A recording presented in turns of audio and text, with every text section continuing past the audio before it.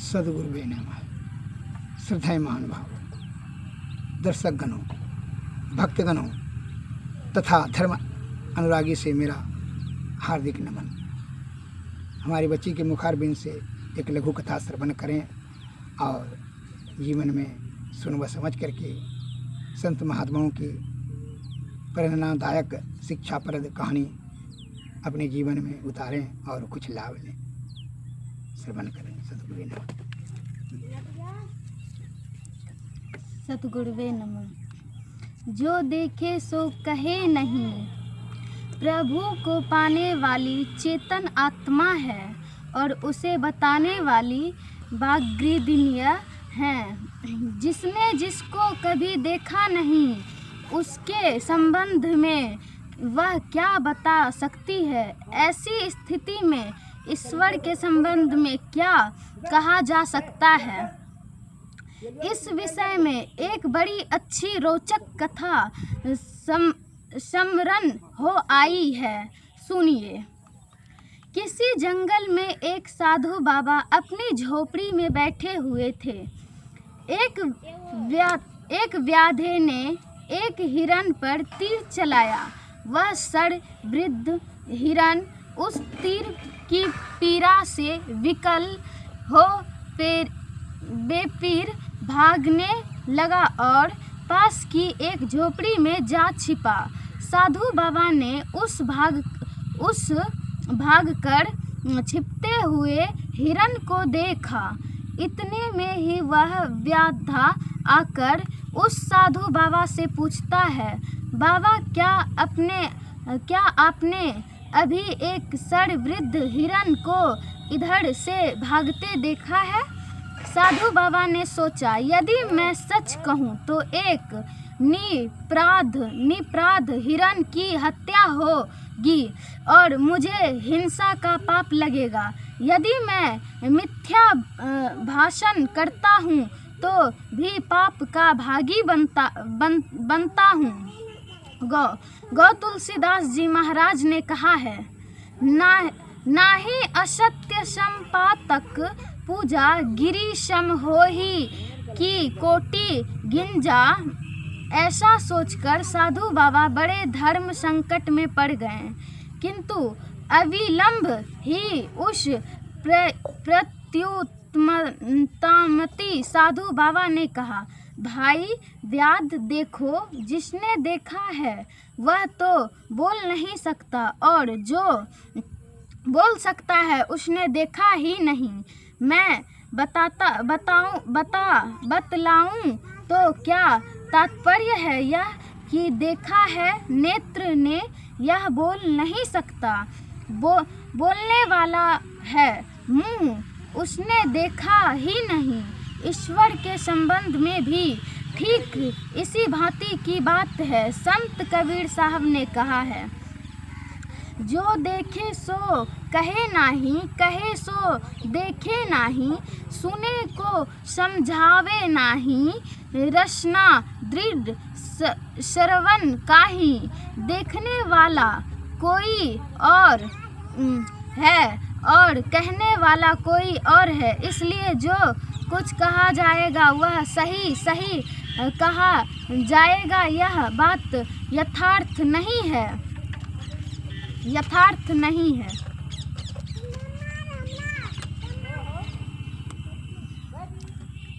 अब दूसरा कहानी बोलने के लिए जा रही हूँ। सत्संग भगवान का निज अंग। सतजन सन्मार्ग पर चलने के लिए सिखलाते हैं। सत्यवाणी सन्मार्ग दिखलाती है, इसलिए सत्यवाणी की सत्संग की आवश्यकता है। यह सत्संग है क्या? गौ तुलसीदास जी महाराज विनय पत्रिका में लिखते हैं, देही सत्संग निज अंग श्री रंग, भंग का कारण शरण शोक हारी। अर्थात सत्संग प्रभु श्री रंग का निज अंग है, भंग का कारण तथा शरण शोक हारी है। एक लघु कथा सुनिए।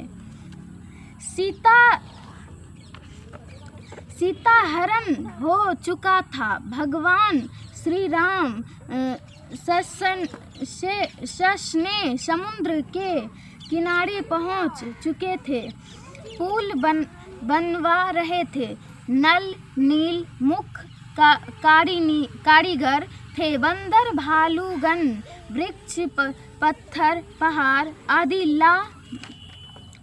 आदि ला रहे थे, लाकर उनको देते थे और वे नल नील अपने हाथ में लेते और पानी पर रख देते थे।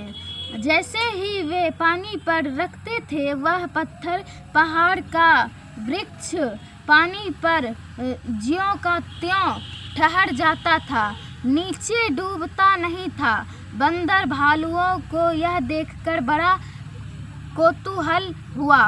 वे दौड़कर भगवान श्री राम के पास गए और हाथ जोड़कर बोले, भगवान बड़ा आश्चर्य है, हम लोग बड़े बड़े पहाड़ लाकर नल नील को देते हैं, ये पानी पर रखते हैं, पहाड़ नीचे डूबता नहीं है, पानी पर ही रह जाता है।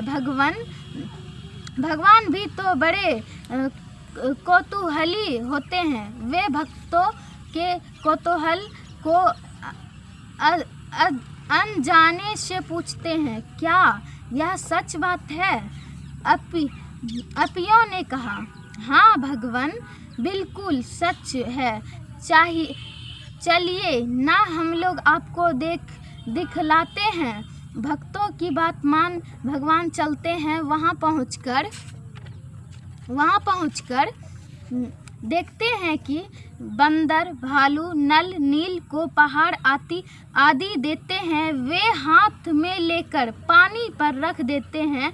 वृक्ष पहाड़ आदि पानी पर तैरने लगते हैं, ज्यों के त्यों रह जाते हैं, डूबते नहीं। भगवान ने पूछा, नल नील इतने वजन के पहाड़ आदि तुम पानी पर रखते हो, फिर भी ये पानी पर तैरते हैं, किस कारण से डूबते नहीं? उन्होंने हाथ जोड़कर उत्तर दिया, भगवान यह तो आपकी महिमा है, आपकी महिमा से ही पत्थर पानी पर तैरते हैं, नहीं तो कहीं पानी पर पत्थर तैरता? भगवान ने कहा, यदि मेरी ही महिमा से पानी पर पत्थर तैरता है तो मैं जिस पत्थर को पानी पर रखूंगा उसको नहीं डूबना चाहिए। नल नील ने कहा, भगवान हाथ कंगन को आरसी क्या, एक पत्थर रखकर देख लिया जाए। एक कपी ने पत्थर का एक टुकड़ा भगवान के हाथ में दिया। उन्होंने उस टुकड़े को पानी पर छोड़ा तो वह गड़गड़ाकर पानी के नीचे चला गया। भगवान ने कहा, नल नील तुम लोग कह रहे थे मेरी महिमा से पानी पर पत्थर तैरता है, तो मेरे हाथ का छोड़ा हुआ पत्थर पाताल कैसे चला गया? नल नील ने हाथ जोड़कर कहा, भगवान यह तो जड़ पत्थर है, आपके हाथ से यदि चेतन ब्राह्मण भी छूट जाए तो किस रसातल में चला जाए, ठिकाना नहीं। इसलिए सत्संग जो भगवान का निज अंग है, उसको छोड़कर जो रहेगा, अलग होकर रहेगा, उसकी क्या दुर्दशा होगी, टिकाना नहीं। विद्वता से विकार नहीं जाता। भिक्षु जगदीश काश्यप बौद्ध जगत के सुप्रतिष्ठित महात्मा थे। काश्यप जी ने जब गुरु महाराज की शरण ग्रहण कर दीक्षा ली तो एक दिन ये गुरुदेव के निकट बैठे थे। विद्वान और चरित्रवान के सदभर्म में चर्चा चल रही थी। हमारे गुरुदेव बोले, पढ़ना, गुनना, चातुराई यह तो बात सहल, काम दहन मन वश करन गगन चढ़न मुश्किल। यह सुनकर वे चौंक उठे और उन्होंने जिज्ञासा की किनकी वाणी है। महाराज गुरुदेव ने कहा, संत कबीर साहब की। काश्यप जी ने उस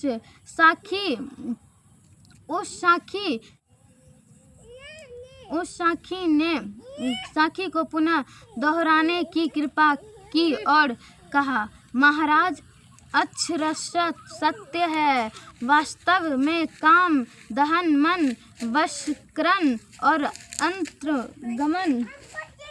अंतगमन आरोहण आसान काम नहीं।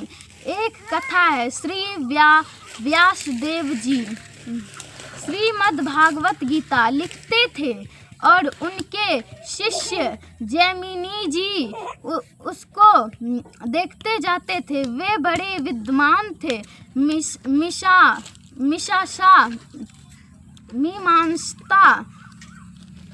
मीमांसा के आचार्य थे। श्रीमद् भागवत में व्यास देव जी ने लिखा था, बलवान इंद्रिय ग्रामो विदान संपी कृष्टि, अर्थात इंद्रिया इतनी बलवती होती है कि वह विद्वानों को भी आकर्षित कर लेती है। यह पढ़कर जैमिनी जी ने कहा, गुरुदेव यह पंक्ति ठीक नहीं जांचती है, इसको ठीक से पुनः देख लिया जाए।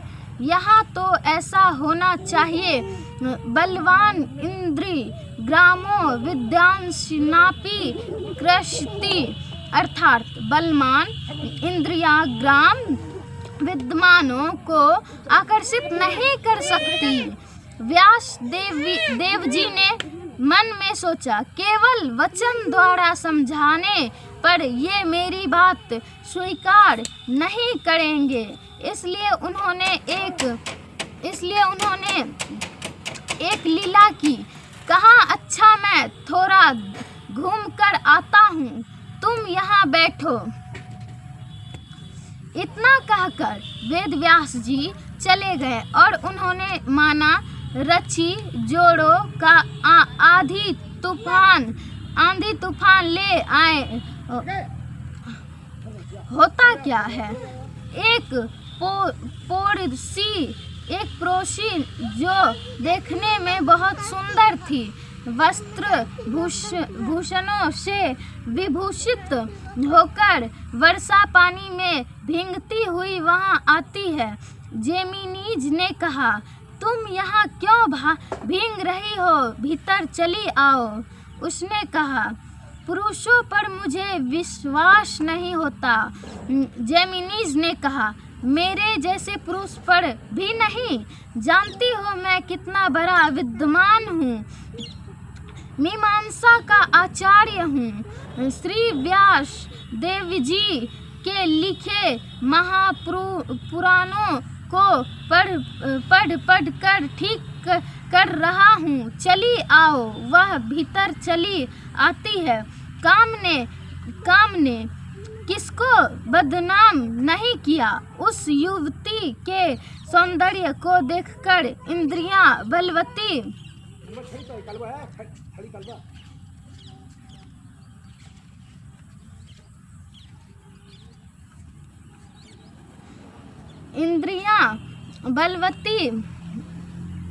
हो उठी। इन्होंने अपनी दुर्बलता उसके सामने रखी। उस युवती ने कहा, अवश्य ही मेरी शायद अभी नहीं हुई है, मैं आपसे शादी कर लूँगी। मेरा अहोभाग्य है, आप जैसे विद्वान इतने बड़े तपस्वी के साथ मेरा विवाह होगा। लेकिन मेरे कुल की एक रीति है, यदि उसका आप पालन कीजिए तो मैं आपसे शादी करने के लिए तैयार हूँ। जेमिनीज ने जिज्ञासा की, तुम्हारे कुल की क्या रीति है? युवती बोली, हमारे कुल की रीति यह है कि जिस लड़के के साथ लड़की का विवाह होता है उसको घोड़ा बनना पड़ता है और लड़की उसके मुंह में लमाम लगाकर उस घोड़े पर सवार होती है। इसी तरह से दोनों ही देव मंदिर जाकर देवता को प्रणाम करते हैं। इस प्रकार शादी होती है। आप घोड़ा बनिए, मैं लगाम लगाऊंगी, आपके ऊपर चढ़कर देव मंदिर जाऊंगी, देवों को प्रणाम करके लौटूंगी, फिर शादी हो जाएगी। जेमिनीज ने कहा, देखा यहाँ कोई नहीं है, सोचा थोड़ी देर के लिए घोड़ा बन ही जाऊं तो क्या हर्ज है, शादी तो हो जाएगी। इधर उधर देखकर वे घोड़ा की तरह बन गए। लड़की लगाम लगाकर उसकी पीठ पर बैठ गई और देव मंदिर चली। वहां पहुंचने पर देव देखते हैं कि पहले से ही ब्राह्मदेव पर व्यास देव जी बैठे हुए हैं। व्यास देव जी ने पूछा, कहो जेमिनीज, कहाँ जा रहे हो? तुम्हारी बात ठीक है यहाँ या मेरी बात? लज्जा के मारे जेमिनीज सिर झुका लेते हैं और दबी जवाब में कहते हैं, गुरुदेव आप ही का वचन ठीक है। इस कथा का तात्पर्य क्या हुआ? कोई कितना भी बड़ा विद्वान क्यों ना हो जाए, उसके पास कोई हथियार नहीं है कि वह विकार को काटकर निकाल सके। विकार को काटने के लिए साधना है। जब तक कोई अंततः साधना नहीं करेगा, आत्मा स्वरूप की पहचान नहीं होगी। स्वरूप ज्ञान विहीन होने पर वह मन पर विजय प्राप्त नहीं कर सकता और मन पर विजय प्राप्त किए बिना वह विकारों का शिकार होता रहेगा। सतगुरु वे नमः।